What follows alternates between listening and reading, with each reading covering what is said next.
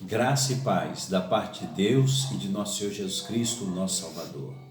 Vamos conversar um pouco sobre o Salmo 107. Diz assim a palavra de Deus no versículo de número 19. Então, na sua angústia, clamaram ao Senhor, e Ele os livrou das suas tribulações. Aleluia, glória a Deus. O Salmo 107 concentra-se na redenção que Deus oferece ao seu povo cativo na Babilônia. Versículo número 2 diz: digam-nos os remidos do Senhor. O verbo remir aqui é que nos traz a ideia do grande livramento que Deus concedeu ao seu povo do cativeiro babilônico.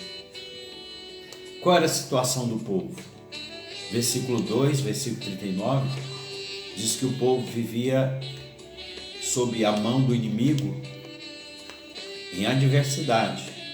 Versículo 6, 13, 19 e 28, angústia e tribulação. Versículos 10 e 17, a aflição tomava conta do coração do povo. Versículos de número 12, trabalho abateu o coração do povo. Versículo 39 e 41, a opressão. Sofrimento é descrito no versículo também de número 39. As pessoas desse salmo estão precisando de socorro e é socorro divino. Só Deus pode fazer.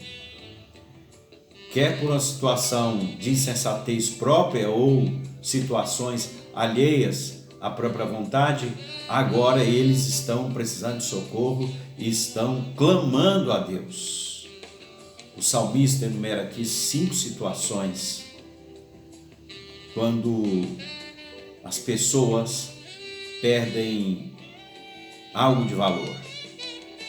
A primeira situação é quando se perde o rumo. Versículo de número 4 diz que andaram errantes pelo deserto, por ermos caminhos, sem achar cidade em que habitasse. Famintos e sedentos, desfalecia neles a alma. E então clamaram o Senhor na sua angústia, e Ele os livrou das suas tribulações. Libertos na Babilônia, agora estão voltando para Judá. A viagem longa, 1.300 quilômetros. Meio de transporte é o camelo e o cavalo. Não há cidades intermediárias. Eles têm que fazer o caminho dos oásis. E eles estão, então, clamando a Deus.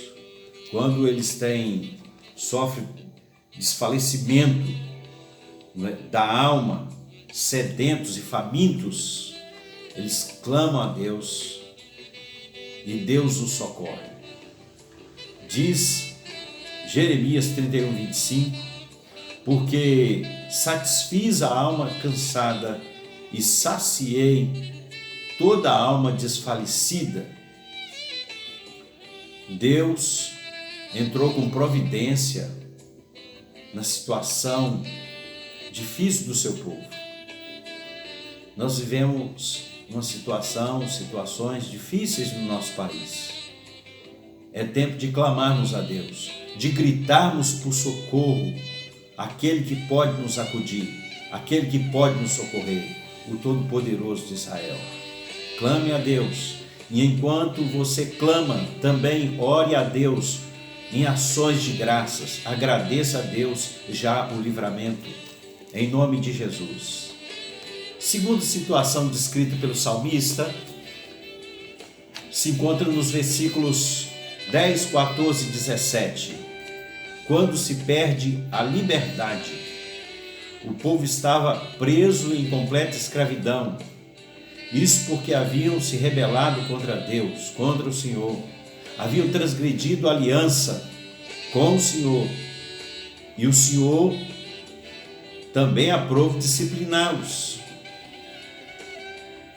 Porque se você obedece, o Senhor Jesus, o Deus Pai Todo-Poderoso, o Espírito Santo de Deus, vai derramar bênção sobre sua vida. Se você desobedece, a disciplina também é certa. Então,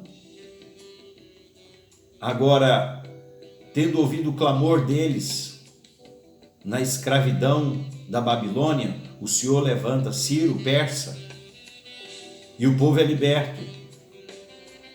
Agora, observe que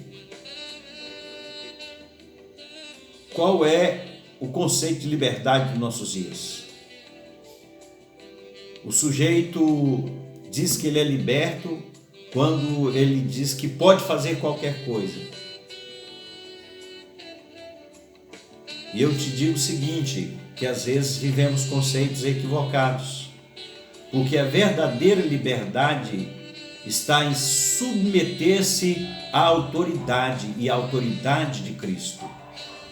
Diz a palavra de Deus que em João capítulo 8, versículo 32, conhecereis a verdade e a verdade vos libertará. Ainda em João capítulo 14, versículo 6, diz ele: eu sou o caminho, a verdade e a vida, e ninguém vem ao Pai senão por mim. Se de repente você está subjugado por algum vício, por alguma situação da qual você não consegue se libertar, você já tentou várias formas, várias situações para se ver livre de algum vício, de alguma situação e não conseguiu, eu queria te encorajar. Venha a Jesus. Busque uma experiência com Cristo Jesus. Ele pode te libertar. Mas o salmista fala de uma terceira situação, quando se perde a saúde. Mais uma vez, vemos insensatos e rebeldes obedecerem deliberadamente a lei de Deus. Versículo de número 18 diz: a sua alma aborreceu toda a sorte de comida e chegaram às portas da morte. A morte rondou o povo de Deus e nesse momento eles clamaram ao Senhor.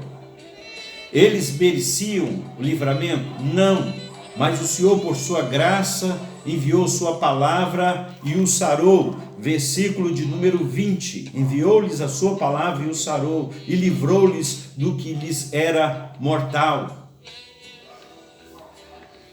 Me lembro pelo menos de 3 situações que o Senhor envia a sua palavra e cura as pessoas. Ele não foi, ele apenas enviou a sua palavra. O servo do centurião, a menina endemoniada, filha de uma dona da Síria, e ainda o filho do oficial. Jesus estava ali a uns 30 quilômetros da sua casa. Quando o pai voltou para a casa dele, o oficial voltou para a casa dele no outro dia, confirmou que era exatamente no momento que o Senhor Jesus Cristo vai, teu filho vive. Mas ainda uma quarta situação enumerada pelo salmista, quando se perde a esperança. Está cativeiro na Babilônia para o povo de Israel, é como alguém que está numa embarcação em um mar revolto. Daí também nós nos lembramos de uma fatídica travessia no mar de Tiberíades, em que Jesus faz com os discípulos. Nessa travessia, o Senhor Jesus Cristo dorme e durante a travessia o mar se empola, uma tempestade de vento surra o barco e os discípulos entendem que vão perecer. E eles clamam, chamam o mestre. Mestre, vamos perecer. O Senhor Jesus Cristo levanta, acalma o vento, acalma a tempestade, e eles, atônitos, perguntam: quem é este que até o mar e os ventos obedecem? Esse é Jesus. Mas eu gostaria de lhes falar da quinta situação enumerada pelo salmista, quando se perde o lar. E aqui o tom do salmista se volta para Deus.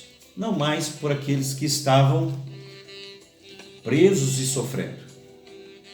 Mas se volta para Deus, a atenção agora, ela é do Senhor, porque Ele é que tem todo o poder. O povo tinha um lar, uma terra, tinha um Deus, mas o povo desobedeceu.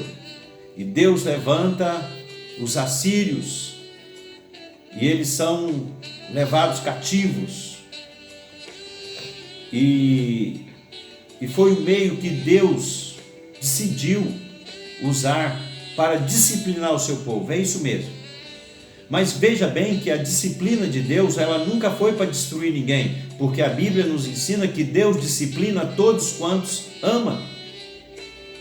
Essa disciplina é tanto para purificar o povo quanto a terra que o povo vive. E Ele pode transformar um manancial em deserto, o deserto em manancial. Ele tem todo o poder. Assim como pôde levar o povo cativo, agora também está trazendo o povo para reconstruir a sua terra, a sua cidade, o local do culto, a vida social. Desejo no meu coração, em nome de Jesus, que muitas coisas que estão sendo destruídas nesse momento, que pós-pandemia, em nome de Jesus, por graça de Deus, pelo poder de Deus, pela misericórdia de Deus, nós consigamos reconstruir em nome de Jesus. Por exemplo, os nossos cultos. Vamos buscar o Senhor intensamente. Estamos buscando a Deus. Louvado seja o nome do Senhor. Mas não estamos podendo ter a comunhão física no templo, dita pelo salmista, aquela que Deus habita no meio dos louvores do seu povo.